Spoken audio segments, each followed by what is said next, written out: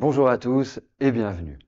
Aujourd'hui, nous allons parler d'astrologie et plus particulièrement de la nouvelle lune du 28 février 2025 qui se situe dans le signe des Poissons. Signe qui représente la sensitivité, l'idéal, la réceptivité, la médiumnité, l'intériorisation, l'imagination, la compassion. Nous entrons dans un monde où la logique et la rationalité deviennent secondaires. Le maître des Poissons est Neptune, planète du mysticisme.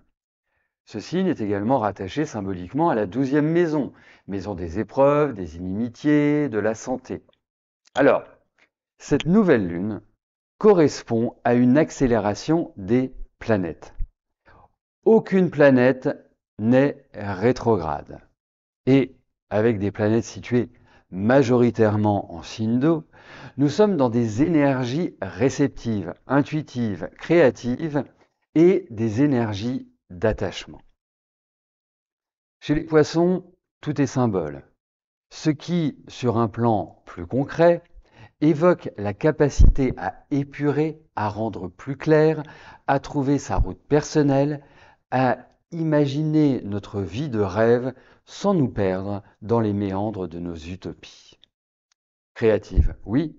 Intuitive, oui. Mélancolique, oui. Initiatique, oui. Et cela sur tous les plans. Ensuite, si nous divisons le monde en deux catégories, nous avons les matérialistes et nous avons les spiritualistes, hein, d'une certaine manière. Alors, ceux qui sont plus axés sur la vie matérielle, eh bien, avec une nouvelle lune en Poisson, peuvent vivre également des situations positives comme des créations artistiques, comme le foisonnement d'idées. Mais d'un autre côté, peuvent aussi, s'ils ont vraiment un tempérament hyper matérialiste, se retrouver face à des questionnements, face à des interrogations qui les dépasseront, donc qui n'aboutiront pas à obtenir des réponses. Et puis pour la petite histoire, cela peut correspondre aussi à des problèmes d'eau comme des fuites d'eau, etc., etc. Alors ceux qui sont plus axés sur la spiritualité, hein, ceux qui ont vraiment le désir de connaître, de se connaître, de développer toutes les caractéristiques ésotériques, eh bien, c'est une période où l'on peut rencontrer l'éveil, la révélation, mais aussi partir du plafond. Donc, avec les poissons et Neptune, il faut être dans la mesure, l'équilibre et le réalisme. Euh, Dans ses meilleurs aspects, nous allons vivre un renouveau émotionnel, avoir de nouveaux élans affectifs, vivre des expériences mystiques.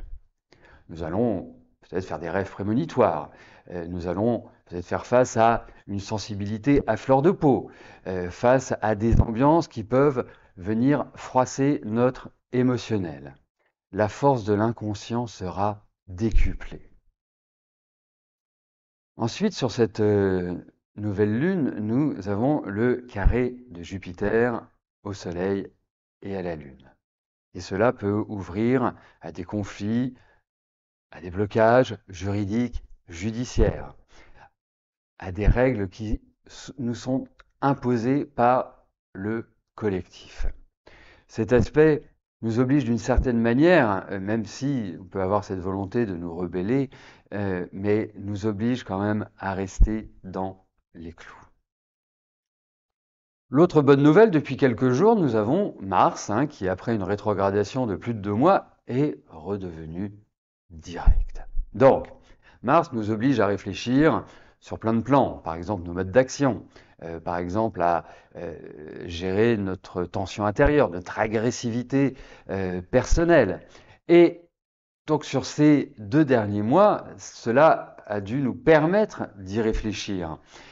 Bien évidemment, selon le thème de chacun, et moi je l'ai observé à travers les consultations que j'ai pu faire sur ces 2 mois, 2 mois et demi, rien qu'hier, euh, Mars rétrograde a pu vraiment représenter une incapacité à agir, une non-envie d'agir.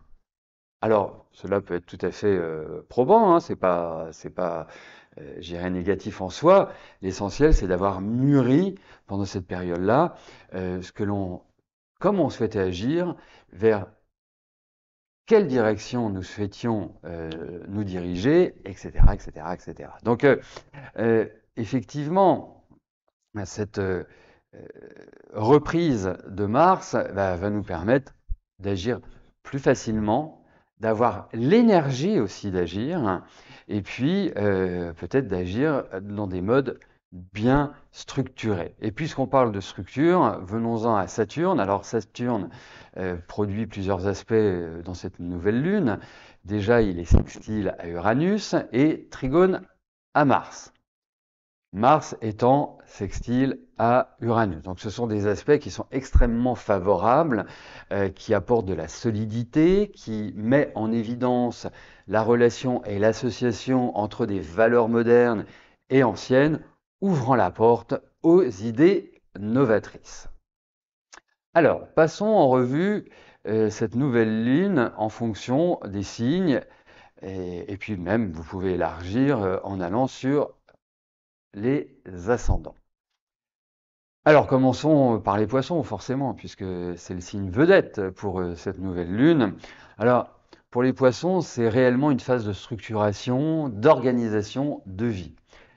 C'est une période qui est faste pour créer un environnement qui vous ressemble, tel que vous le souhaitez. C'est une phase où il faut avancer, il faut décider, il faut agir. Passons aux Vierges, Sagittaires, Gémeaux, qui seront beaucoup plus sensibles et sensibilisés par cette nouvelle lune. Votre travail consiste à mettre de l'ordre dans votre existence, à lâcher prise et à prendre de la hauteur par rapport aux différentes situations auxquelles vous serez confrontés. Alors, bien sûr, vous devez avancer et avancer comme guidé par votre bonne étoile. Vos émotions seront intensifiées, votre perception accrue. Laissez votre être intérieur se manifester, retrouvez votre nature originelle. Ensuite, Bélier, Lion, Balance, Capricorne et Verseau, en quelque sorte, c'est le développement des acquis, c'est la consolidation de vos fondations et l'intégration de nouveaux modèles de fonctionnement. Pour les taureaux, les cancers et les scorpions, c'est open bar, carte blanche. Toutes les planètes en poisson sont bénéfiques à votre épanouissement et au lancement de nouveaux projets. Il ne faut surtout pas mollir, il faut prendre les choses à bras-le-corps, avancer, diriger, foncer. C'est une période qui est favorable. Vous allez avoir de nouvelles opportunités, c'est à vous de les saisir. Le temps qui va s'accélérer, les énergies qui vont être dynamiques. Alors, ne ratez pas le train, ne ratez pas cette marche. Je voudrais juste faire un petit nota bene parce que pour certains signes fixes, dont le lion, le scorpion, le verseau dans une oui, le Verseau, bien évidemment, et le Taureau dans une moindre mesure, et notamment ceux qui font partie du troisième décan, vous allez vivre dans l'ordre, à part les Taureaux qui vont vivre la conjonction, mais les Lions et les Verseaux vont vivre le carré d'Uranus à leur soleil, et les Scorpions vont vivre l'opposition. Alors, il y a différents niveaux. Mais tout cela nous parle de liberté, tout cela nous parle de changement, tout cela nous parle d'envie de, je dirais, d'élargir, de pousser les murs d'une certaine manière. Donc le risque pour certains, c'est de prendre des décisions à l'emporte-pièce parce que cette volonté de changement est tellement importante que rien ne va résister à cette volonté. Et puis, l'autre point, c'est que, par exemple, pour les Verseaux et pour les Lions, ça peut être une phase aussi où on va s'enferrer, où on va se s'installer dans des situations de vie qui nous paraissent plutôt agréables, mais que l'on ne mesure pas réellement dans l'immédiat, puisque ce sont des situations qui, in fine, vont nous donner la sensation, l'impression, et ça va au-delà de la sensation et de l'impression, ce sera tout à fait réel, euh, bah, d'avoir été phagocyté, d'avoir été comme en prison d'une certaine manière, comme si nous avions mis un mouchoir sur notre liberté personnelle, et Dieu sait que pour ces signes-là, la liberté est quand même hyper importante. Voilà, c'était juste le petit nota bene avant ma conclusion pour vous dire que cette nouvelle lune est parfaitement idéale pour les plaisirs, l'amusement, le divertissement, la détente, l'introspection, trouver aussi des solutions à nos problématiques, laisser notre intuition nous guider, l'écouter également, et nous ouvrir bien évidemment avec les poissons à la spiritualité. Voilà, en tout cas, je vous souhaite à tous de passer une bonne phase de nouvelle lune. Et puis, bah, je vous donne rendez-vous très vite pour de nouvelles interventions sur le plan astrologique. Pardon. D'ici là, bah, portez-vous bien, belle journée et à très bientôt. Merci, bye bye.